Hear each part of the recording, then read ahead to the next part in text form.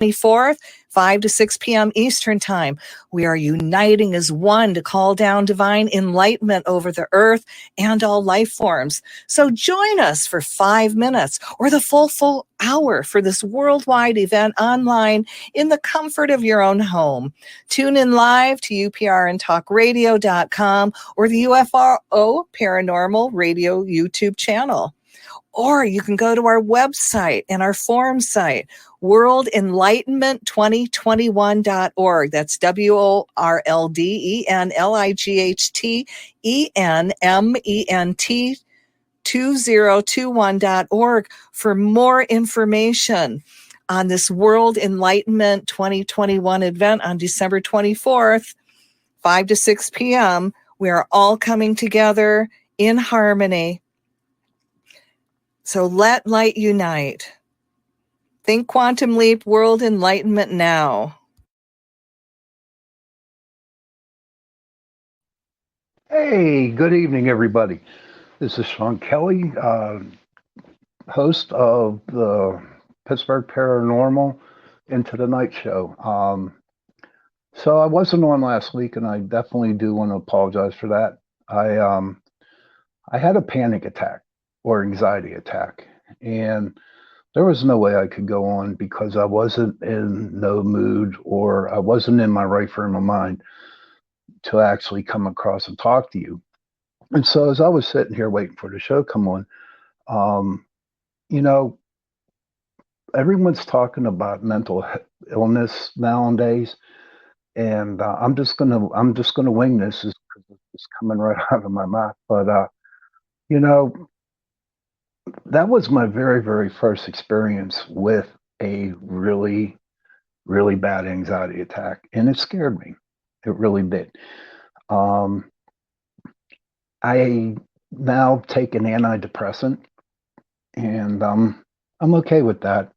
I guess it's helped me out a little bit more, kind of calm me down a little bit. But for all the people out there who are experiencing mental illness, you know, I feel for you, you know. And I hope and I pray that y'all get help, you know.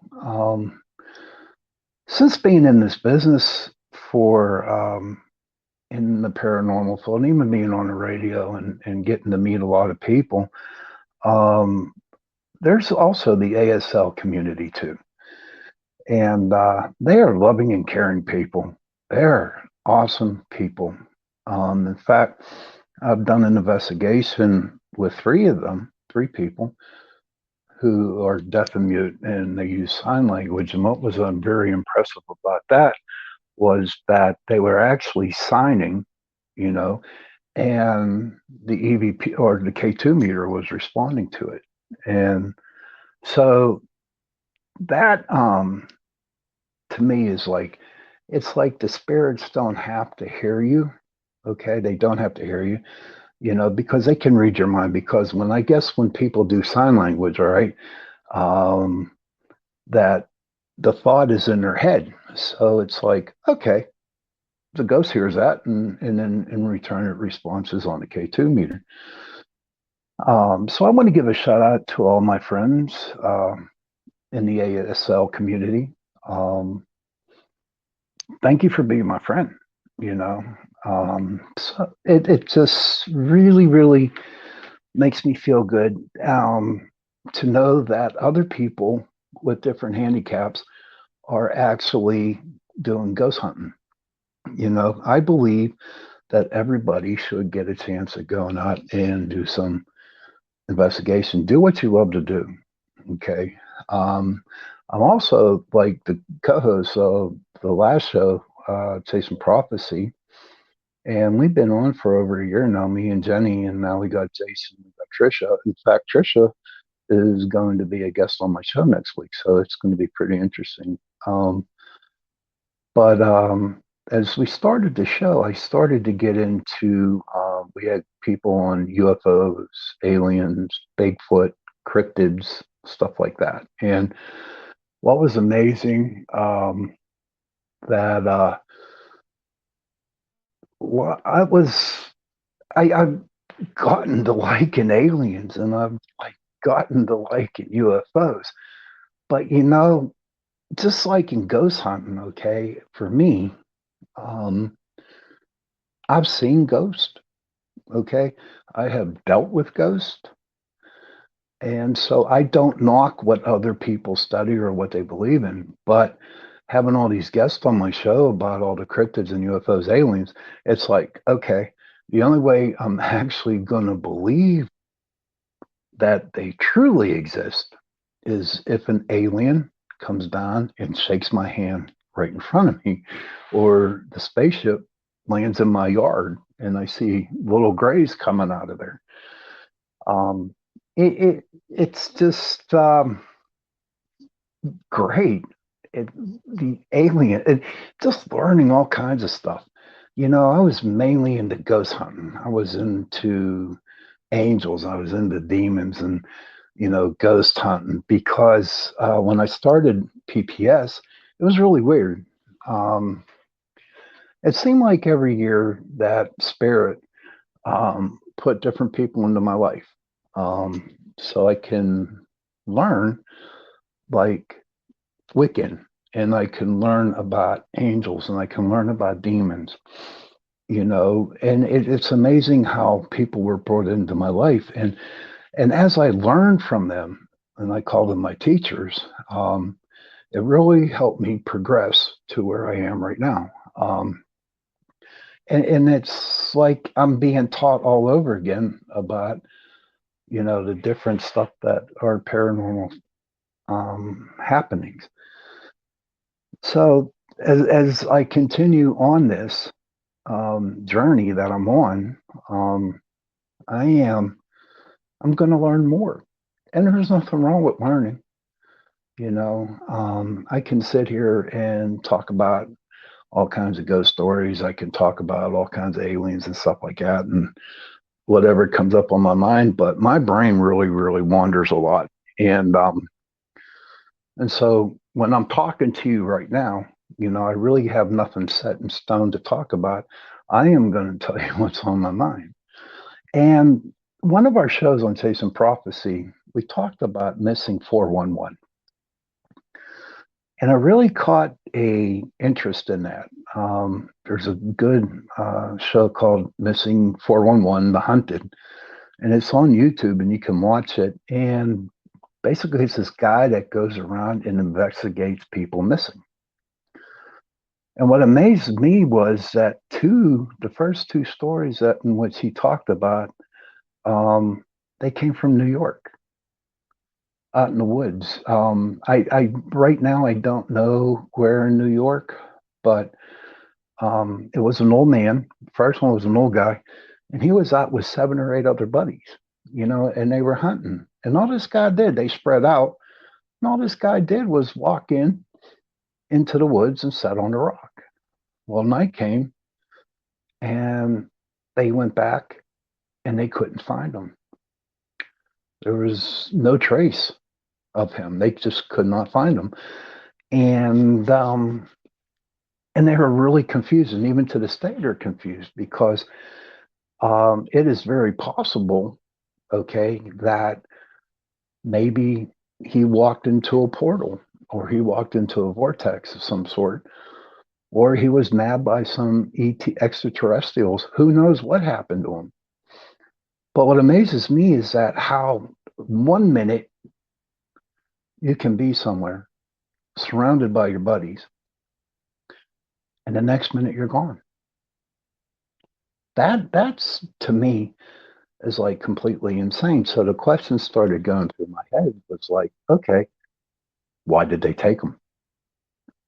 Why did he walk into that vortex? Or why did the UFO come down and pick him up? No one knows, and I don't know. But to pick out one guy out of 8 or 9, and there were some of his family, his kids were there, his boys, and they were a lot younger. And I'm thinking to myself, okay, if the aliens really wanted somebody, they would go after somebody young. You know, what does the old guy have? And it's crazy because um, there was no choice. They just snatched him up. Now, what's crazy about the second story, I forget, maybe a month later, there was a guy at his house. At his house, you know, his wife went out and he came back. She came back. He was gone, nowhere to be found. And that was kind of a sad story because to me, I mean, you're in your own house. You figure that you're in your house and that's the most safest place for you to be. But to come out and come home and find that your husband's not there, I mean, that's not cool. And so a lot of the investigations, when they came, the FBI did get up there. And now you all know that when the FBI comes, then it's something very serious. So, what does the government have that they're not telling us? Now, I'm not going to get into that mode. It's like 11:25 where I'm at right now, and I'm not really going to get into that. But what just amazes me is that they just keep everything quiet. I mean, and I read some stuff up on Area 51 that where some guy actually broke through the gate there, and they just came out and shot him dead. And it's just when governments or even when people hold secrets, it like drives you nuts because I mean, well, with me, I'll tell you because I had that anxiety attack last week. Um, and again, I am very truly sorry I wasn't on last week. But when you see this stuff, it puts a lot of fear into people. And a lot of people that we talk to on our Chasing Prophecy show, you know, they say the same things. And yes, am I afraid? Me personally, not really. And it's not that I'm a male, and it's not because I'm egotistical, because I'm not. I'm pure humbleness, the way I look at it. What bothers me the most is that how, you know, it affects other people, especially the ones that are really close to me, you know. And I just wish they would just finally have an answer. Now, someone did bring up, though, at one time that if the government actually came out and said, oh my God, we do have aliens and that we do have UFOs, then it's going to cause a worldwide panic. That I can see, you know, but to shoot somebody just because they cross into something, because they probably got fed up because they didn't know what was going on and they just like drove right through the fence and then they shot him dead. How stupid is that? You know, not even a warning. They just got out and shoot him. And so back to the story up there on the missing 411 hunted. So I did a little research on that, on the day and the year that it happened to these two gentlemen up there. And come to find out, there was a lot of UFO activity that was happening in the area. And that was like, so when I read that and I started to look even deeper into it, it was like actually going down into a rabbit hole, to be honest with you. Research can be a pain in the butt, it really can. But is it possible that the UFOs did pick them up? Who knows? Nobody's going to know. Now, there was one interesting story on that missing 411. There was a very experienced hunter, and he was with two of his friends. And the one guy just walked off, and he was going to, I think, to a lake or to set up somewhere where he can go hunting at. And at night, he never showed up, and his buddies went looking for him, and then they never could be found. And like a week or two later, or whatever, I really don't know the details on it because it's been a while since I've seen it. They actually finded his boots, his socks, his backpack, and his gun, or no, it was a bow and arrow, I think it was, nicely set right in front, under a tree. Ladies and gentlemen, I'm telling you, what's up with this? You know, what is it about us that they want? Is it aliens? Could be. I don't know. It's just very, very confusing. And, maybe one day we will get our answers.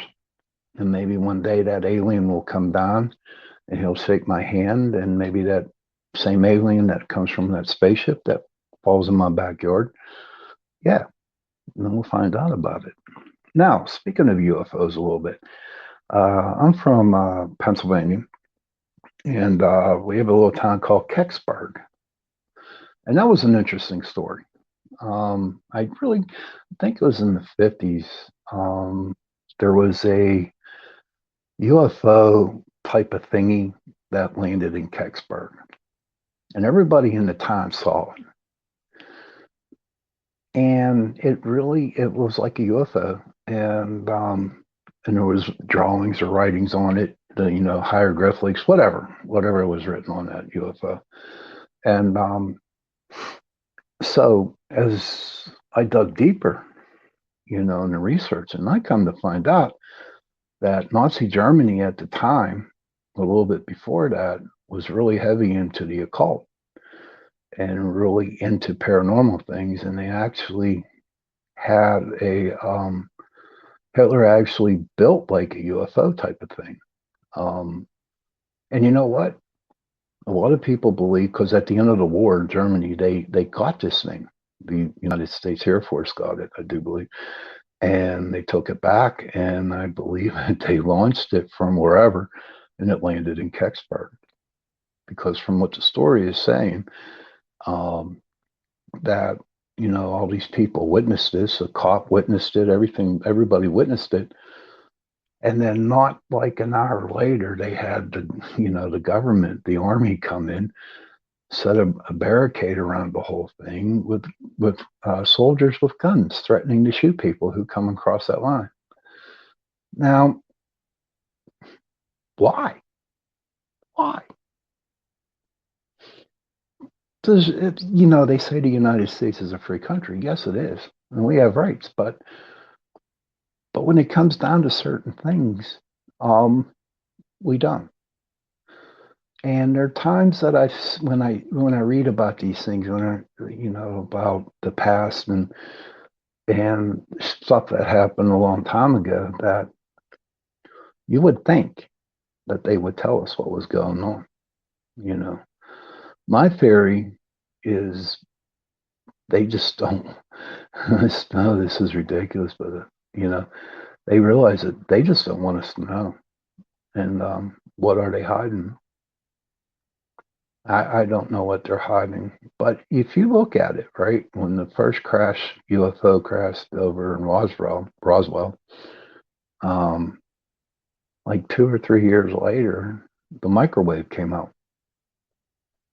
And then micro fishes came out, and all of a sudden the United States military, they started to get these fast planes, in the way different metals and the way the planes were rolling. And so I believe maybe, and this is my only opinion, I don't doubt it all, but it's my opinion that the aliens in the United States, they have they got something going on. They talk about underground bases. I truly believe that. Now I do. Who knows what's underneath there? All I hear is stories. And it's not just included in Roswell. It's like all over the United States. In fact, it's probably all over the world.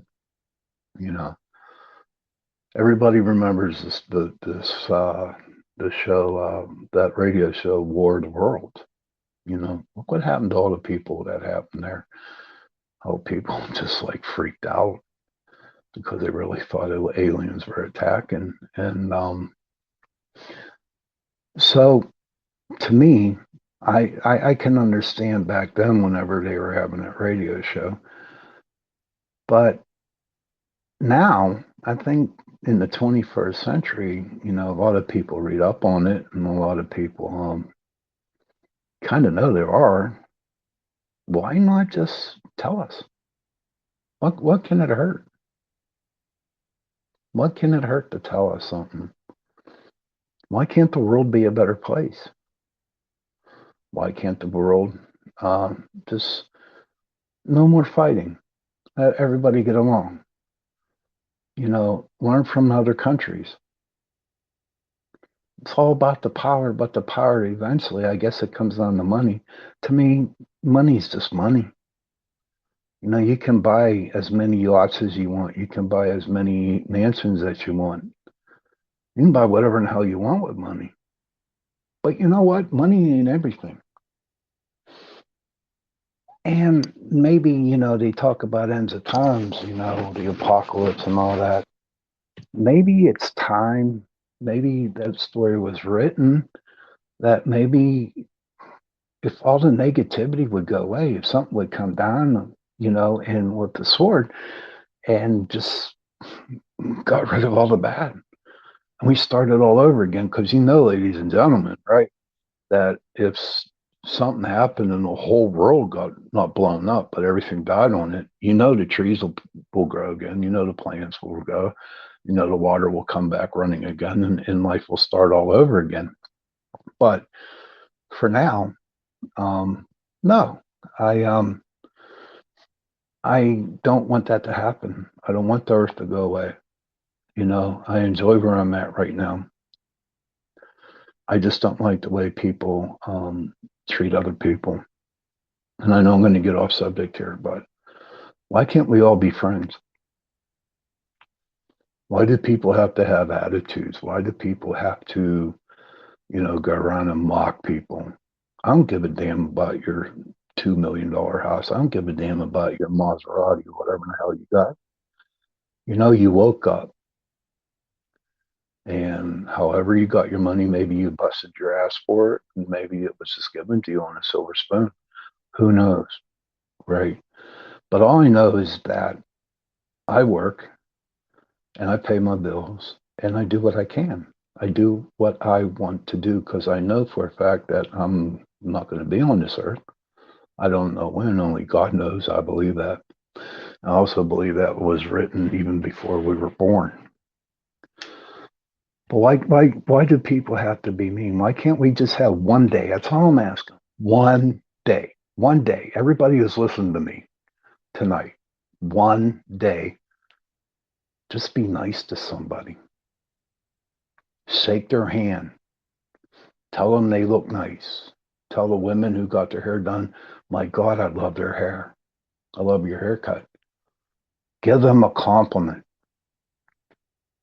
I work in the supermarket. I'm a meat cutter and I deal with people all the time.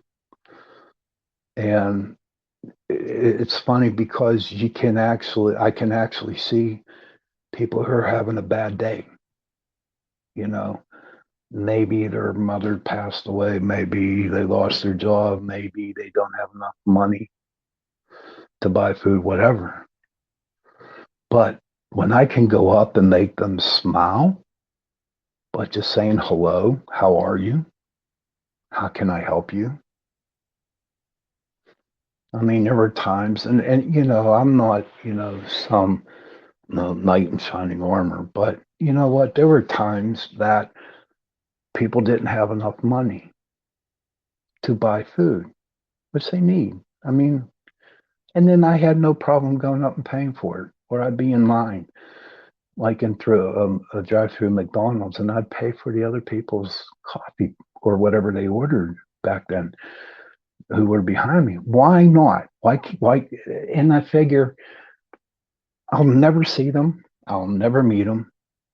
But I know in my heart that I did something good for them. And we all should experience it. No one should be angry at anybody. No one should be jealous. Jealousy sucks. It really does. You know, in the paranormal field, you know, there's not a lot of happiness between other groups. It's like that, you know, they have to outdo each other. And it's just not paranormal groups. It could be a baseball team. It could be, you know, scientists and non-believers or whatever, you know, but they seem to have an ego. They seem to have an attitude. They don't need that freaking attitude. No, no. All they have to do is go up and say hello. Hi, how are you? Or how can I help you today? How hard is that? How hard is it to come up to somebody and say, do you need help? Do you? Oh, it's not hard at all.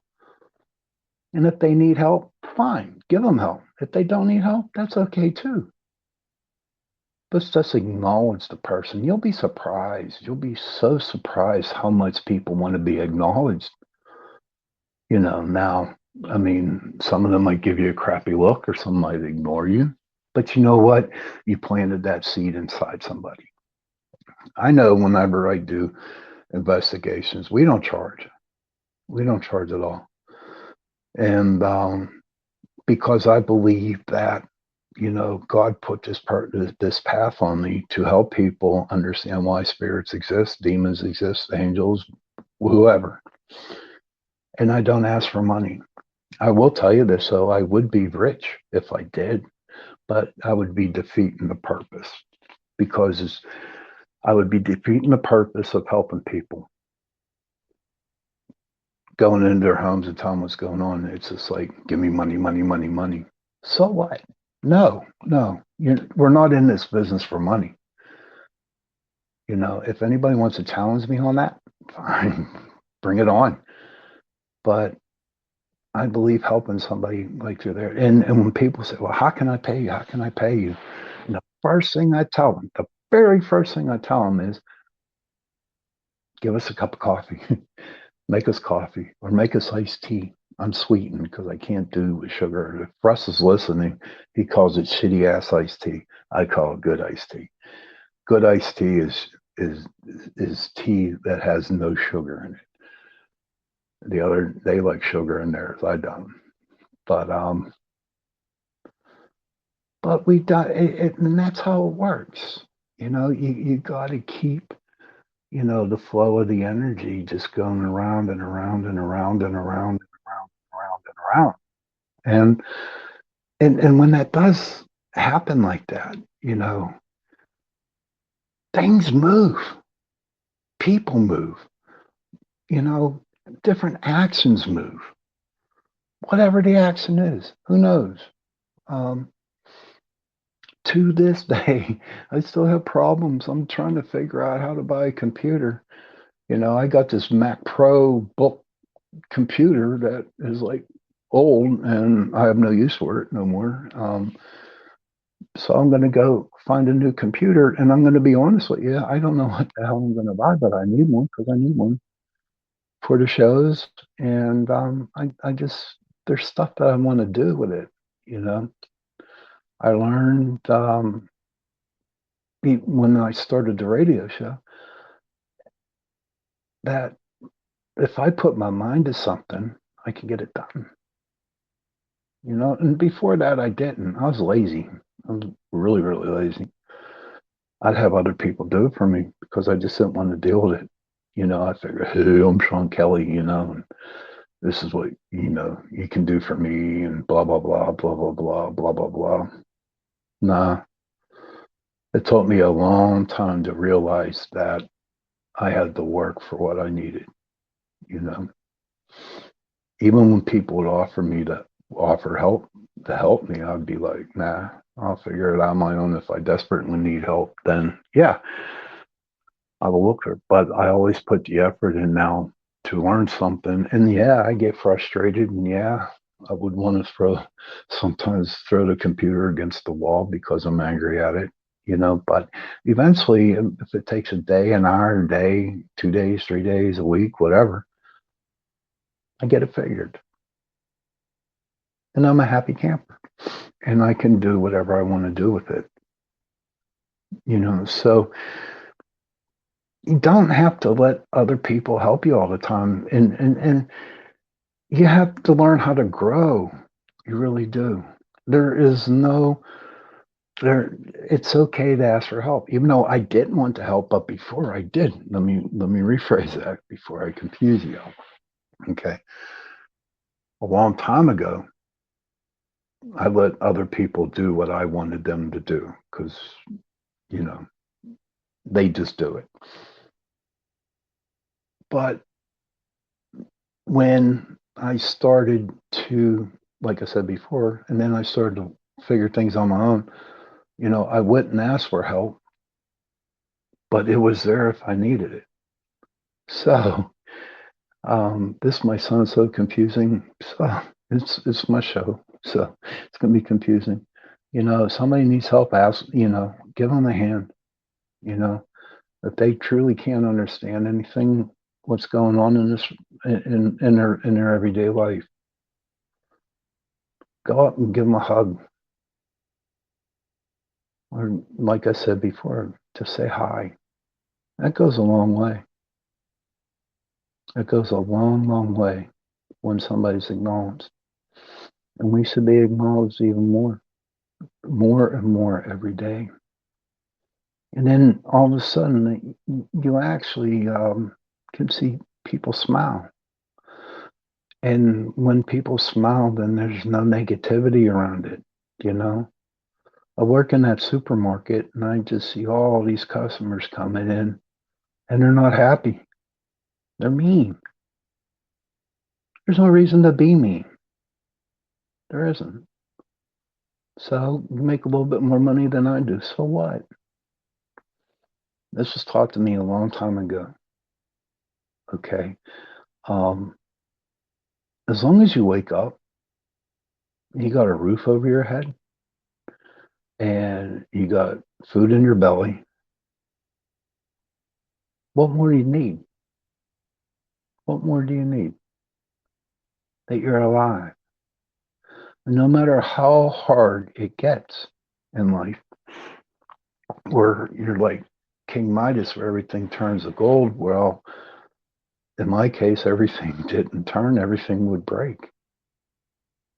But, it just came down to have faith. I mean, I'd go days and days and days without um, nothing working, nothing working at all. But I managed to stay sober. I do have, I don't know if I told you all, but I have 30 years of recovery without drinking alcohol, 32 years without a drug. And those are some, everyone said, wow, look at all that time. Look at all the time you've been sober. But I tell you what, it wasn't easy. It wasn't easy at all. I had those bad days where everything went wrong. But you know what I had? I had faith. I had faith in God and in my higher power at the time. Now I call him God. But I realized something during my recovery, that I would play poker with God. Yes, I'd wake up and play poker with God. Nothing else seemed to work, so I would play poker with God. So God would deal 5 cards. I'd be sitting with 4 kings in my hand. And I figure, ha ha, I got you now, God. I got you now. So I laid my cards down and I had 4 kings. And he laid his hands down and he had 4 aces. So he won. And my day was miserable. It was terrible. I would have the worst days in my life. And getting sober, I mean, they were bad. Everything I touched broke. It was bad because I laid my hand down first. And after about a month and a half, 2 months of doing that, I finally realized, well, you know what, dumbass? If you hold on to your hand before you go to bed at night, and when you're about to go to sleep, then put your 5 cards down. And I did that. I started to do that. So I always had the 4 kings, and I know he always had the 4 aces. But you know what? I held on to my cards and I let him, run my day that day, because I had to have faith in him. Like, believe it or not, I had faith in that he would have like four queens, but that never happened. He always had four aces. And so I would lay down my hand at night before I went to bed and I'd lose. But you know what? I was going to sleep that night. So I couldn't do no harm to nobody or I couldn't do harm to me. And so I just, even to this day, after 30 years, I still play poker with God every now and then. It's not peaches and cream. And anybody that, is in recovery, they do understand it takes one day at a time. And you know what? Sometimes 1 hour at a time, 1 second at a time. But once you have your faith, when you have faith in something that you truly believe that's going to help you, maintain a sober life or a drug-free life, whatever disease that you have, as long as you have something in your life, trust it and believe in it because, it will get you to where you want to be, you know. Every day I wake up, I always say I'm one drink away from being drunk again. And that's true. That is definitely true. So I do have other vices, but, nothing bad. But I'm okay with it. I'm okay with my life today. I know it's getting pretty close for me signing off tonight. And I really didn't have that much. I just, like my brain scatters, you know, and I just talk on what's on my mind right now. And if I could have made one person smile tonight, and then I guess I did my job. So honestly, tomorrow, everybody who's listening, or everybody who's going to listen to this show, just be nice to somebody. Smile. If you smile at them, it's going to go a long way. And you're going to see, and it's not so much that person that you smile at that's going to feel good, but you're going to feel good about yourself because you did something nice for somebody. Yeah. And it's not hard. It's not hard at all. So next week we're going to have Trish Moe on. She is another co-host of Chasing Prophecy. Um, and I'm going to be interested in what she has to say.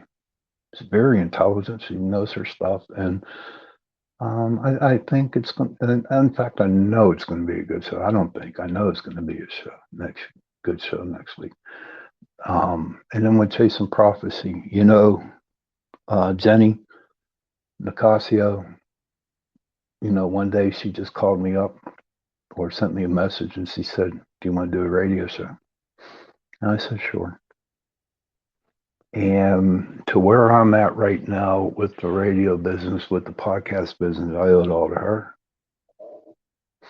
because she got me where I'm at right now. She's a good teacher. She's a good host too. She's a good girl. Then there's Jason, the other co-host of mine. He's in my group. He's my techie, and he brings a lot to the show too. And he's like my brother. He calls me Pap. I'm still debating whether going by Pap or Shawn.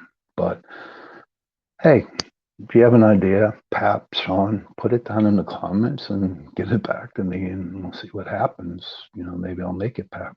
I don't know. But all I know is that it is 11:53, and I'm going to be signing off here shortly. So everybody, thank you for listening to my show. Remember, we're on UPRN Talk Radio, 105.3 New Orleans. And I hope you enjoyed the show today. So take care, and I will definitely see you tomorrow. Bye.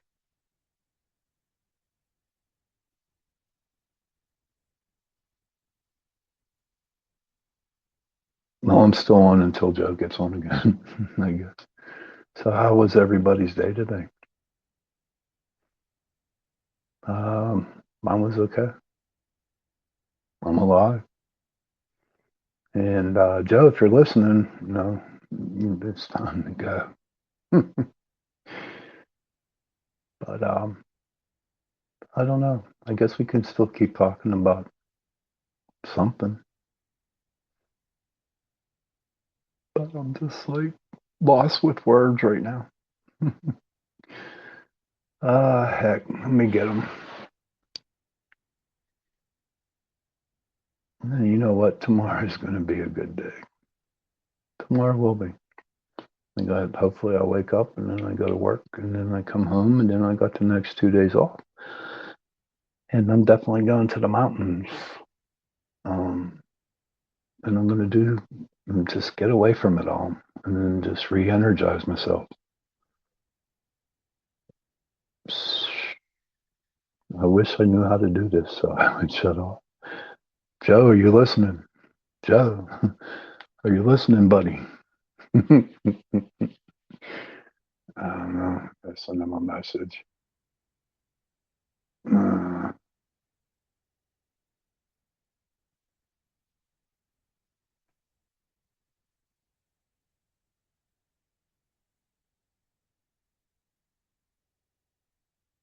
Okay, I just sent him a message. We'll see what happens. So October 16th, we got a investigation coming up. We're doing a private residence over here in Pittsburgh, and I'm looking forward to that. The house is definitely haunted. We were supposed to do it back in July, but everybody